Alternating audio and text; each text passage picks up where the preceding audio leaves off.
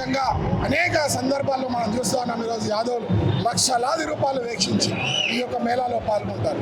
కేవలం ఈ యొక్క మనం 5-6 సంవత్సరాల కింద రాష్ట్రము అదేవిధంగా మరి కేంద్ర ప్రభుత్వం కూడా ఒక జీవ వైవిధ్యం అనేటువంటిది ఒక మరి పర్యావరణ గురించి పెద్ద ఒక కార్యక్రమాలు తీసుకుంది.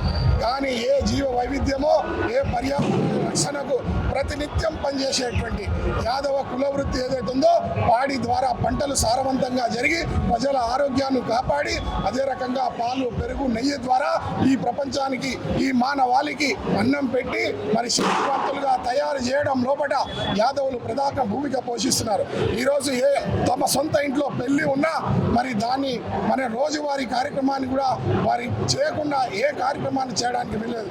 వెళ్ళేది సొంత ఇంట్లో వారికి చనిపోయిన సమాజ శ్రేయస్సు కోసం పనిచేసేటువంటి ఒక మరి ఏదైనా సమాజం ఉందంటే అది యాదవ సమాజం అని ఈ సందర్భంగా తెలియజేస్తా ఉన్నాను.